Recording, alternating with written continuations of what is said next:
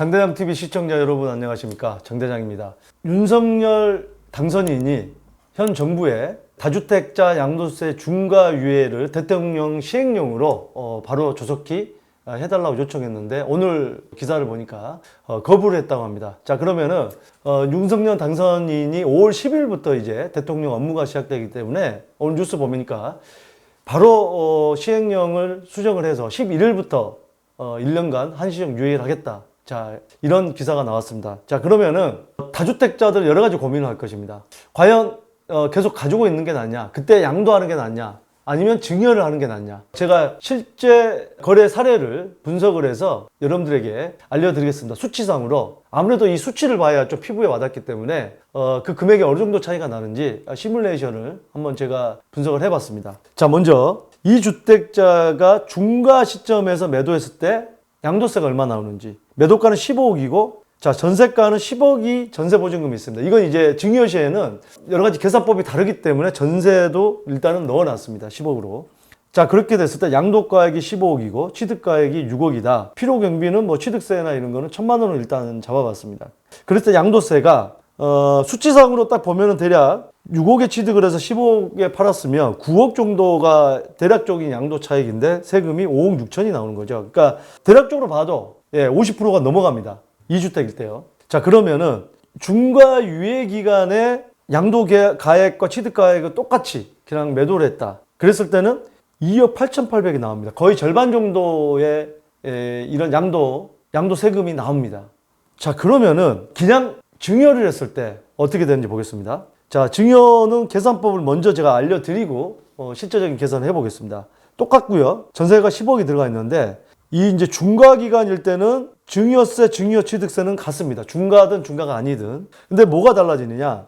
이 전세금 10억에 대해서 이거는 이제 부담부 증여라고 하죠. 우리가 대출이나 전세 보증금을 증여를 하는 거는 증여는 이 매도가에서 전세금을 뺀 5억에 대한 증여세만 내면 되는 거고 이 전세 보증금 10억을 어떻게 계산하느냐? 요거는 이제 파는 사람이 다주택자다. 그러니까 2주택자다, 3주택자다 그러면 양도세 중과가 되는 거죠. 그러니까 양도세 개념으로 계산하는 겁니다.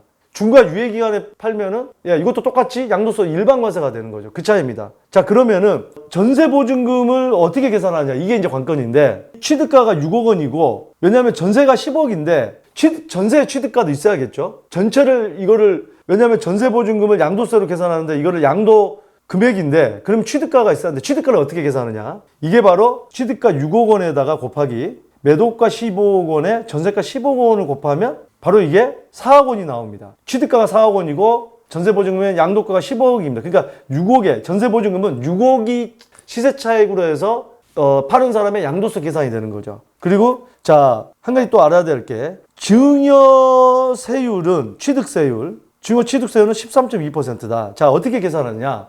다주택자는 공시가격 3억 이하면은 일반 취득세지만 3억 이하라고 하더라도 이 전체 금액 15억 전체를 보는 거지 15억에서 전세가를 뺀 15억에 5억 증여세 5억으로 보지 않는다. 이 기준을.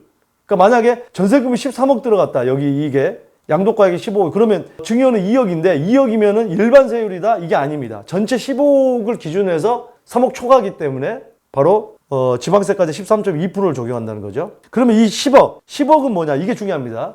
전세보증금에 대한 10억 이 지금 기준은 취득세는 일반 취득세로 계산한다. 증여 취득세가 아닌 일반 취득세로 계산한다. 전세보증금이나 이 채무에 대해서 부담부는 그게 이제 취득세가 되는 겁니다. 이 계산법은 알고 계시고 계산을 해보면 그러면은 자, 이 5억에 대한 증여 취득세 조금 전에 그건 6,200만 원이 나오고요. 이게 대략적으로 13.2% 되죠. 일반 취득세. 그러니까 지금 10억에 대해서 일반 취득세는 9억 원 초과가 3%이기 때문에 한 3,300만 원 정도 나옵니다. 취득세를 두 개를 더해야겠죠. 증여 취득세랑 일반 취득세, 보증금에 대한. 자, 증여를 하면 증여세가 있고 증여 취득세 계산. 그럼 증여세가 얼마 나오냐? 10억에 대한 전세 증여시 증여세.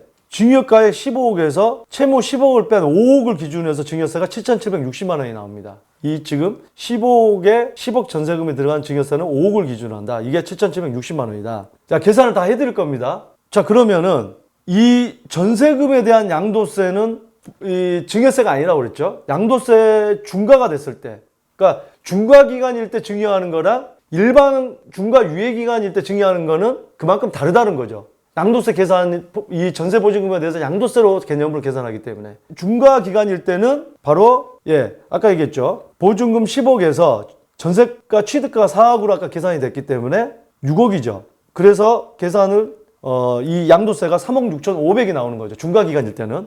이게 이제 이 보증금 10억에 대해서 취득세 똑같고요. 일반 과세 기간일 때는 1억 8천이 나옵니다. 절반 정도밖에 안 됩니다. 자, 그러면 정리를 제가 해보겠습니다. 자, 그러면은 지금 얘기했지만 중과 기간일 때랑 중과 유예 기간일 때는 중과 기간일 때는 총 5억 3,700만 원. 그러니까 5억 증여에 대한 취득세, 10억 일반 취득세, 10억 전세금에 대한 증여세, 전세금에 대한 양도세 총 돼서 5억 3,700만 원이 나오고요. 중과 기간일 때. 그러니까 이번에 중과 유예 기간일 때 증여를 한다고 하면 3억 5,300이 나옵니다. 일반 과세 전세금 양도돼서 1억 8천 원에서 절반 정도 줄어들기 때문에 3억 5천이 나옵니다. 그러면 자, 어떤 게 유리하냐?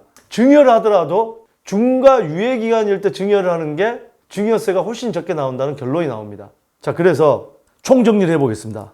2주택 가지고 있는 사람의 조정 대상 지역에서 중과 기간일 때 현재 중과를 하는 거는 5억 6,600만 원 정도의 양도세가 나오는 거고, 일반 과세, 그러니까 중과 유예 기간에 그냥 매도를 했을 때는 2억 8,800 정도 나오는 거고, 절반 정도고요. 증여를 하게 되면, 중과 기간일 때 증여를 하게 되면 5억 3,700이 나오는 거고, 중과 유예 기간일 때 증여를 하면 3억 5,300입니다. 일단 수치상으로 보면 제일 적은 게 이 중과 유예 기간일 때 양도를 하면은 제일 적게 나오지만, 어차피 양도를 해서 다시 이 5억 정도를 갖다가 증여를 한다. 왜? 15억짜리 주택을 10억 끼고 똑같은 경우에 사게 한다면 5억을 증여하는 건데 그 금액이 7,700 정도 나오기 때문에 결국에는 이 금액이 되는 거죠. 중과 유예 기간일 때 증여하는 거랑 똑같다는 거죠. 자, 그러면 어떤 결론이 나오냐? 입지가 좋은 곳에 이 아파트나 주택은 굳이 팔기 아까운 것은 어떻습니까? 그냥 증여를 해버리는 게 편할 수 있다는 거죠. 그거는 본인 선택이겠죠. 이거는 직계 비속, 그러니까 자녀한테 증여를 했을 때 시뮬레이션입니다. 자, 오늘 여러 가지 경우 수가 있겠습니다. 2주택일 때, 3주택 이상일 때, 또 금액, 이 부담부가 얼마 들어가 있냐, 증여 금액이 얼마 들어가 있냐, 이렇게 아주 많은 경우의 수가 나올 수가 있습니다. 하지만 오늘은 심플하게 조정 대상 지역의 2주택자가 10억 정도의 보증금의 채무를 안고 양도했을 때나 증여했을 때, 또 15억으로 매도했을 때, 6억으로 취득했을 때 그 시뮬레이션을 가지고 여러분들께 정말 피부에 와닿도록 숫자로 계산해 보았습니다. 자, 오늘 이 영상이 조만간 다주택자 양도세 중과 유예 기간이 될 때 어떤 선택을 해야 될지 많은 도움이 되셨길 바라겠습니다. 감사합니다.